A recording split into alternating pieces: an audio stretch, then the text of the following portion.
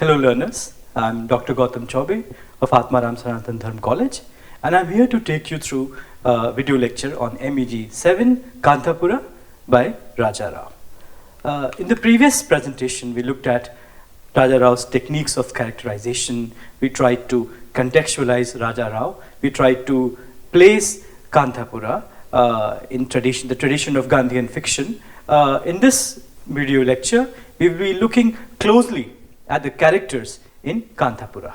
The first character is, of course, Murthy, and I call him the hero in Kanthapura, and hero in more than one ways. I could have used the word protagonist, but I prefer to call him a hero because he is quite heroic, as we will see. Gandhi was a hero because not just because he was the leader of the masses, but also because he was personally quite heroic. So we see those traits in this Gandhian character, Murthy, and he is the hero in Kanthapura. So how is he introduced to us? Let's first look at the way in which the narrator, Achaka, introduces Murthy to the readers. She says, Murthy is like a noble cow, quiet, generous, serene, deferent and Brahmanic. A very prince, I tell you. We loved him, of course, as you will see. So he is this affable, genial kind of a character whom everyone can relate with, who is kind and considerate, who is generally very, very likable. Right? And of course, he is Gandhian. He embodies all the virtues that Gandhi possessed. At least he tries to imitate them. And that makes him the hero in the fiction. Who is Murthy? So Murthy is a university graduate who embodies the transformative effects of education. Remember, this is the time when the public university, the public education system in India was strengthening itself in a big way. And the universities represent a modern space. So universities represent a kind of a workshop, right? As you can see in the slide, a political workshop that led to political consciousness and nationalist awakening. A number of political leaders, they were based in universities. In many cases, the first political act took place in the university corridors. So university emerged as this political workshop, as this breeding ground of nationalist awakening, nationalist politics. And the universities were also these harbingers of social change. So universities were a universe unto themselves, and they changed quite a bit about the Indian society. For example, in university, you did not have generally, at least the question of principle, the distinctions of caste, of gender. So it is at universities, right, that young men learn to overcome these social barriers, and therefore universities were seen as harbingers of change, and Murthy represents both these aspects of university. He is a nationalist, he is politically inspired, and he is a harbinger of change to the people of Kanthapura. So he embodies the spirit of modern education, Murthy, the hero in Kanthapura. He is, of course, Brahmanic. He is a Brahmin, he's privileged, and he is also urban. He has spent some time in the city. He's a university graduate. So in a caste-ridden Indian society, right, not many would challenge his authority because he's a Brahmin, right at the top of the caste hierarchy, right? There are not too many who would question his authority, question his wisdom. Although we see that in the novel, not everyone is receptive of his ideas, not everyone embraces him or endorses his politics, but nevertheless, because he's a Brahmin, he gets certain advantage, unfair though it might be. His defiance of caste norms would not be met with violent repercussions because he's a Brahmin. Probably if he were from one of the marginal communities, had he defied caste norms, the repercussions from the conservative opinions, from the orthodox opinion in the village would have been much more violent, much more stronger, but because he is a Brahmin, he is only excommunicated, and there are no repercussions are limited, right? So we have to understand that him being a Brahmin, is a kind of an advantage in a caste-ridden society. He is someone, because he has lived in the village, lived in the city, he's someone who connects the village to the city, to the local, connects the local to the national. And it's a point that I made in the earlier presentation, that the villagers live in a world quite remote from the city.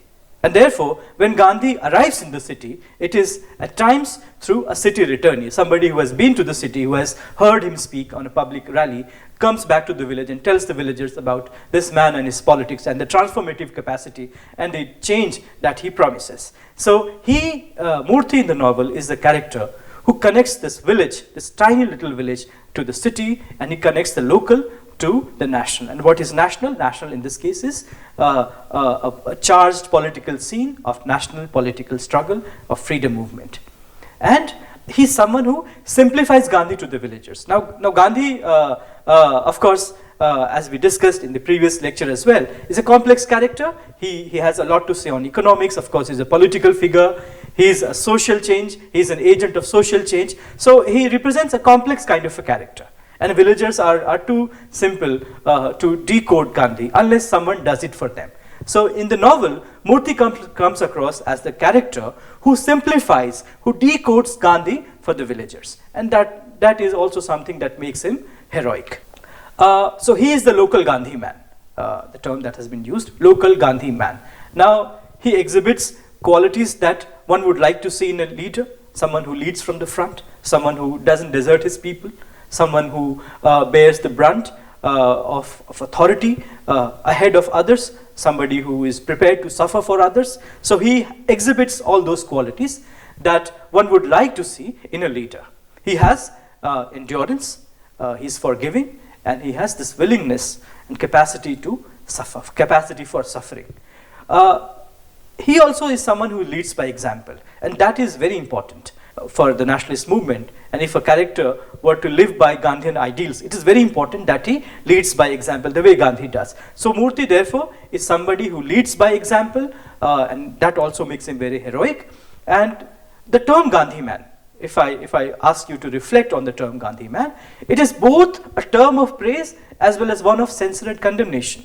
Because while there were people who loved Gandhi, who were his followers, who were devoted to Gandhi, there were others who did not believe him, who mistrusted him, who disagreed with his politics. So the term Gandhi man, if one was described as Gandhi man, it meant that yes, a part of the village or a part of the country or the part of the community holds him in high regards, but then there are others who disagree with him and may also condemn him.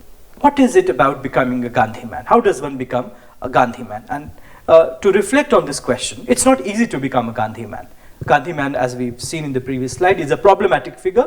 He is approved of by a set of people. There are people who like him, endorse him, idolize him, and then there are people who disagree with him, who condemn him, who dismiss him as a man given into illusions, as too much of an idealist, a man devoid of practical wisdom. So the question is, how does one become a Gandhi man? And Makarand Paranjpe, the critic Makarand Paranjpe, has something to say about it. He says, and I quote, Murthy, the Brahmin protagonist of the villagers' struggle against the government, is a prototypal hero. Murthy is the leader of a political uprising, which is true. But for him, as also for Gandhi, politics provides a way of life indistinguishable from political quest.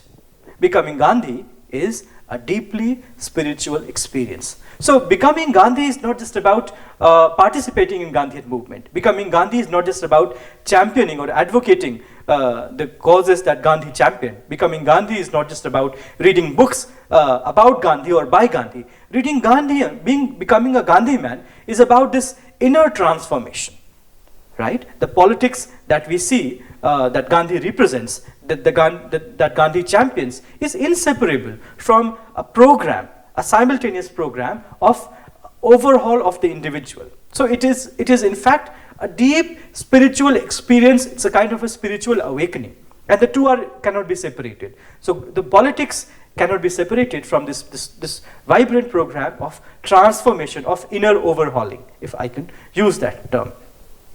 So what do we see in once he becomes a Gandhi man? We see him becoming independent-minded. We see him becoming a great orator, but who speaks with a gentle firmness. And we see him as someone who is prepared to become an iconoclast. He doesn't care for social conventions. He's prepared to be the first one to take that leap of faith, to take that to that first decisive step that will change a lot for the people. Now, becoming Gandhi man. So Gandhi man, what is it that the Gandhi man does? We looked at the multiple connotations of Gandhi man. We looked at what Gandhi man means. So what does it mean to become a Gandhi man according to Makarand Paranjpe? But let's look at what the Gandhi man does. I argue that he imitates and interprets Gandhi. His task is to imitate Gandhi and to interpret Gandhi, both. Now, as we know, Gandhi famously said that his life is his message. He says, my life is my message. So one can understand Gandhi by living the life he led, not so much by reading his books. One can become Gandhi man, right, by following in his footsteps, by living by the ideals that he lived, not so much by simply participating in the nationalist politics or in any of his action programs. So in order to be a Gandhi man, one has to truly follow the life that Gandhi led in its multiple aspects, not just the political aspect of that life, but the personal, spiritual, private aspect of that life as well. So this is a life that has to be learned, that has to be experienced, that has to be understood and imitated through practice and lived experience. So what are the characteristic features of imitating Gandhi? If I were to imitate Gandhi, right, what would I be expected to do? It would be expected of me to have no personal ambitions. And this is exactly what we see in Murthy. He lives for the people in the village. He has no personal ambitions. There is a spirit of rational inquiry.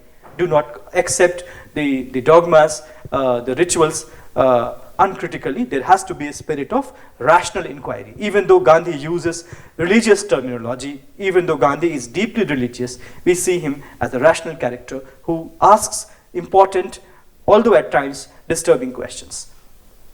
Eradication of social evils, a vibrant and important aspect of Gandhian program. So a Gandhian figure or a person can become a Gandhi man if he imitates Gandhi's emphasis on eradication of social evils. Then there is this spirit of accommodation and integration. Gandhi is somebody who keeps everyone together, who brings different factions in society together, who acts as a kind of a social adhesive. So the Gandhian figure, which in this case is Murthy, has this spirit of accommodation. He brings the different segments of the different people in Kanthapura together and integrates them and unites them for a common cause. Then, in order to imitate Gandhi, there has to be a set of public actions, right?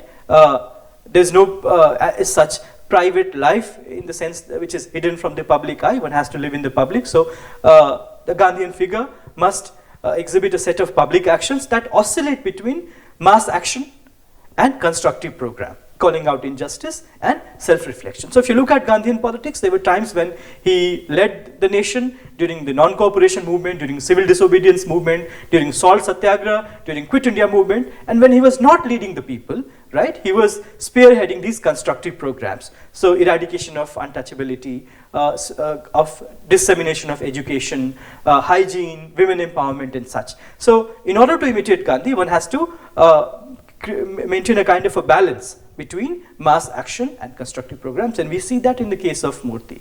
As he participates in politics, he is also someone who champions eradication of untouchability in the village. Now, the other important thing that we need to understand, who are the women in Gandhian movement? Because the narrator is a woman. Murthy's followers are, among Murthy's followers, we have several women. So it's important for us therefore to understand the role and the position of women in Gandhian movement.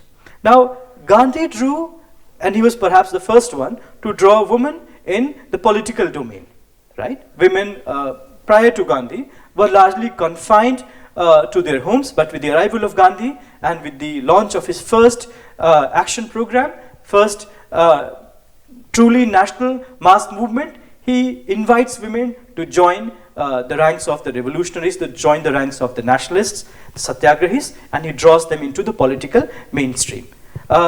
Because they step out, they breach the threshold that separated the home from the world, right? They lived in home, the inner quarters of the home, and then there was the world out there, the world of politics, the world of commerce, the world of treachery, the world of deception, the world of nationalist struggle.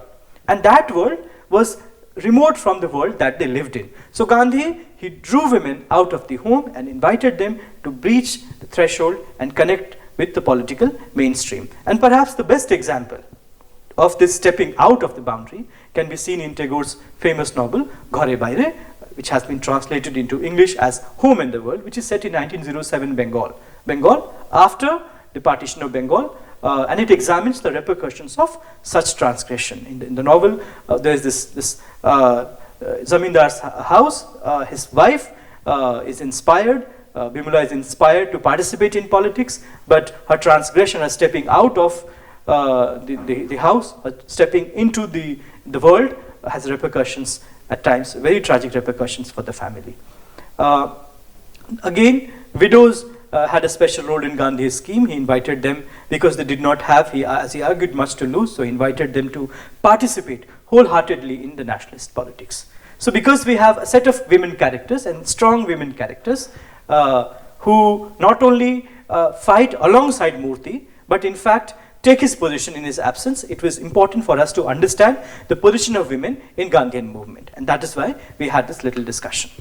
So when women joined the freedom struggle, what were the challenges that they faced? What were the challenges that society, which till now kept them away from political mainstream, what are the challenges that the society faced, and what is the resolution that the society offers to these challenges?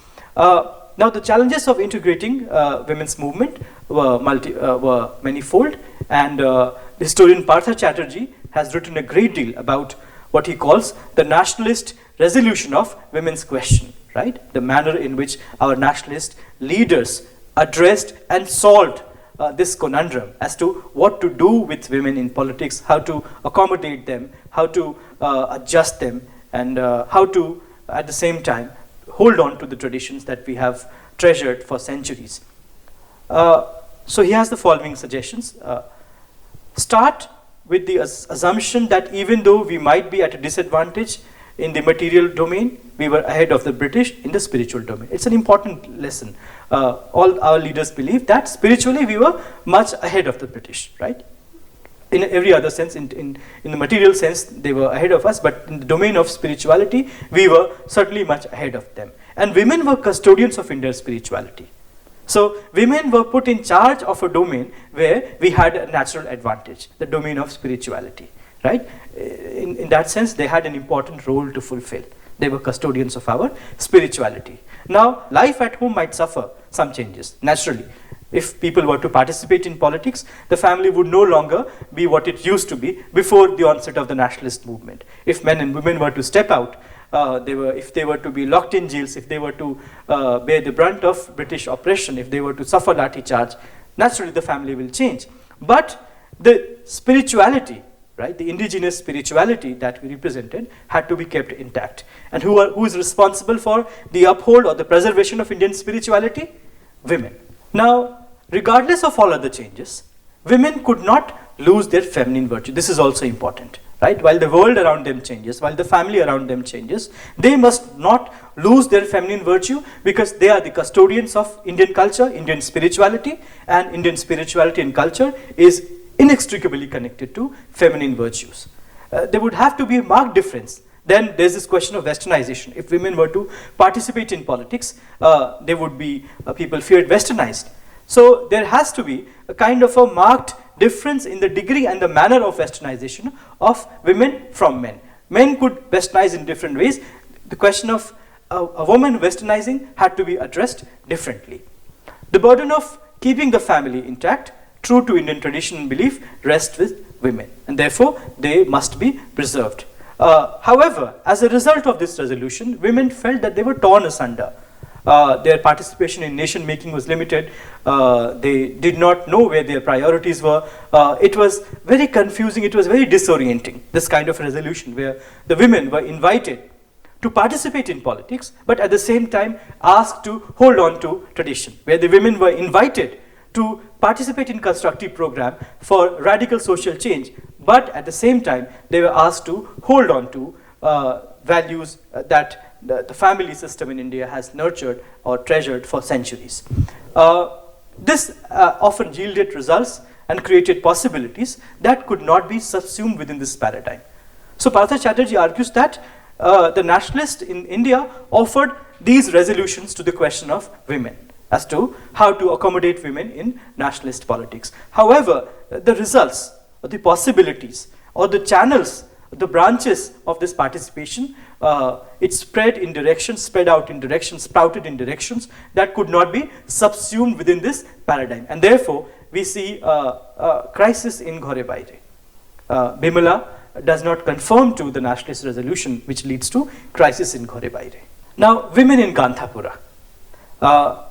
So they represent what we see in the case of women is this radical possibility through women, radical possibility within traditional spaces. So for example, the river bank. We see women gossiping on the river bank, and the gossips are usually domestic gossips, gossips of love affairs, gossips about a man eloping with someone's wife, all such sorts of interesting gossips. But the river bank is also a place where they discuss politics. So the river bank, this space, acts as a hybrid space where domestic gossips go hand in hand with political consciousness. The other thing that we need to notice about women in Kanthapura is that they have no training in leadership or political organization, which was true of most of the women in India back then. They had no training in leadership. There was no leadership program they could attend, and they had no training in political organization. And yet, when they were asked to participate, when they were asked to lead, when they were asked to fill in the void, they did. So we see in the novel, when Murthy is arrested, Rangama takes over and leads the villagers. And when Rangama herself is arrested, Ratna takes over. So although women have no training in political leadership or organization, we see them as characters who are capable of politics and organizing themselves for a political cause. We also see, and this is a universal truth, that women have natural capacity for service and care, right? Much more than men. And we see in the novel them establishing the Sevika Sangh. And the Sevika Sangh, although it's more about their participation in constructive program, it clashes with what I call the socially sanctioned idea of care. So the socially sanctioned idea of care stipulates that a woman must take care of the household, must look after her children, must look after the in-laws, must look after her husband. And must restrict her domain of operation to the family. But here we see women stepping out of that domain and engaging with the local village. So we see this conflict between the socially sanctioned notion of care and the newfound spirit of social service, which require women to extend their domain of operation beyond the immediate family. Now, it's not that the women character are not without their blemishes, but they are imbued with this capacity for empathy and self-reflection. They have their shortcomings, but they also have this capacity to empathize and reflect upon their own shortcomings, to reflect upon their own deeds. And even the very spiteful waterfall Venkama is at times shown as someone who is repentant of her misdeeds. If she has spoken harshly to someone, she tries to make up for her own conduct. Women, again, have this capacity for leadership. We see that in the case of both Rangama and Ratna, in the absence of men, they lead the movement. When the men are released from the jail, they organize a welcome for the satyagrahis. So they have this capacity for leadership, and they also have the capacity to suffer for a cause that they believe in, and it's very important. Raja Rao projects his women as strong individuals, strong-willed characters. For example, in the case of in the incident where they picket the toddy shop, they suffer bruises, they are badly beaten, they are badly thrashed, and yet they suffer, they do not regret doing what they did. So they have this capacity to suffer for an idea, for a cause that they truly believe in. Now, who are the characters in the novel other than women? There is Rangi Gowda. Rangi Gowda is a prosperous Shudra. He belongs to the so-called untouchable community, but he is very prosperous, so much so that he makes his sons-in-law work for him. But he is a virtuous character. He is perhaps the most virtuous character after Murthy, maybe as virtuous as Murthy. He's feared, loved, and respected. So he's this kind of this tiger in this community, whom everyone respects and adores and admires. Why? Because he's very honest. His honesty is remarkable. And it is on account of his honesty and sincerity and hard work that he has risen to great heights. He commands great respect in the village. And we also see him as someone who is a fearless anti-colonial crusader. right, who has no hesitation in joining Murthy. In fact, he is the first one who refuses Bade Khan. We will come to Bade Khan very soon. He refuses Bade Khan accommodation and he joins Murthy. So Range Gowda is this prosperous character, is a self-made man. He embodies virtue, he is very honest, and he is a tiger among men, and he is this fearless anti-colonial crusader in the novel. Then we have Bade Khan. Bade Khan embodies the evil force of colonialism. He is evil, he is corrupt, and he is quite ruthless. He is almost devoid of humanity. If we can think of a villain in the novel, there is no better a contender than Bade Khan. He is also a collaborator. Indians were colonized not just because the British were powerful, too powerful for us, but because many Indians collaborated in their project. So he represents that aspect, that treachery. He is a collaborator. He also, because he is a policeman, he represents authority and law in the novel, and authority and law mark their presence not in the sense that they bring order and justice, but in the sense that they bring unbridled, unchecked power, abuse of power, misuse of power, and unleash anarchy and violence on this village. So he is a grim reminder of the authority and the law, that the model of authority and law that the British presented, or they exercised, the forms in which they exercised their authority. He is, in the novel, the collaborator who protects the interest of the oppressive white man. So he works closely with Skeffington Coffee State, and he's of course the policeman.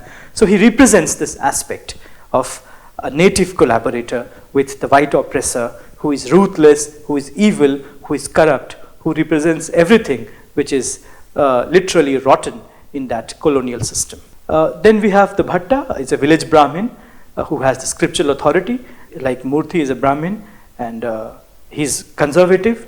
He disapproves of Murthy, the Gandhi man. Remember, we had this discussion as to what it means to be a Gandhi man. There will be admirers and then there will be detractors. So he is one of the detractors who disagrees with Murthy, the Gandhi man, and he excommunicates Murthy because he's influential. He prevails over the community to get him excommunicated. He is a moneylender and acquisitionist. Reminds me of a character from Fakir Mohan Senapati's novel 6 Acres and a Third, who is a money lender, and he deceives unsuspecting villagers into signing off their lands in return of petty sums of money that he has lent out as debt. He is somebody, although he is scripturally wise, but he is not politically wise. Although he is well read in sacred books, but he doesn't read the mood of the time. So he's someone who doesn't understand the sense of the time, the winds of change. He doesn't recognize them, and therefore he rejects both Gandhi and his ideas. So what we see, through Range Gowda and through Bhatta and through Bade Khan is this eclectic mix of characters. Somebody who approves of Gandhi, someone who is on the social, on the margins of the caste arrangement, but is receptive of Gandhi, and we have in the example of Bade Khan a collaborator, a native collaborator. Finally, the spaces, right? We have to think of spaces because this is a Sthala Puran, a story, a Puran about a space, and the spaces are characters too in this fiction. So what is Skeffington Coffee State? It represents, to me, the colonial economic logic, right? It is, as I've pointed out in the fourth point, the most immediate institution of oppression. The police is present in the form of Bade Khan, but we don't really see any colonial institution in the near vicinity, in the vicinity of the village, except Skeffington Coffee State. So it represents this immediate institution of oppression. It represents the colonial economic logic, which is exploitative. It is an exploitative space, and we see it's a space where labor rights are abused and people are mistreated and exploited and brutalized, so that the owners of the Skeffington Coffee State can mint money. Then we have Toddy Shop. It represents an evil of Indian society. Remember, in Gandhian politics, the evil is not out there in the political domain, but it's also within us. So one has to address the evil out there, one has to speak to the enemy outside, but also one must also at the same time speak to the enemy within and transform both. So if Skeffington Coffee Estate is the evil out there, the toddy shop is an evil that is part of the Indian society, and therefore the picketing of toddy shop is such an important event in the novel. The evil of Indian society, it's a site of conflict and social change. We all know Gandhi disapproved of drinking, of alcohol consumption. Its vicinity to Skeffington Coffee Estate hints at a possible collusion of forces that weaken Indian society. So we have social melee and British imperialism. We had our own weaknesses. We had issues such as caste and untouchability and the marginal position of women, and a host of other issues that plagued us for centuries. And then there was British imperialism, and together these two forces weakened our society. So characters in this novel put up a two-pronged fight against the evil out there and the evil within, against Skeffington Coffee Estate, as also against the toddy shop, against Bade Khan, as also against the scripturally wise Brahmins who hold on to caste hierarchies. So how do we conclude? In conclusion, one can say that Achaka, the narrator, the grandmother, speaks from a position of immediacy. She is a key witness to the events she describes here. She speaks with a great deal of intimacy, and she lets the feminine principle of narration prevail over the novel. We see the entire village is a character. This book is not about an individual, but it is about a people, and the entire village therefore becomes a character.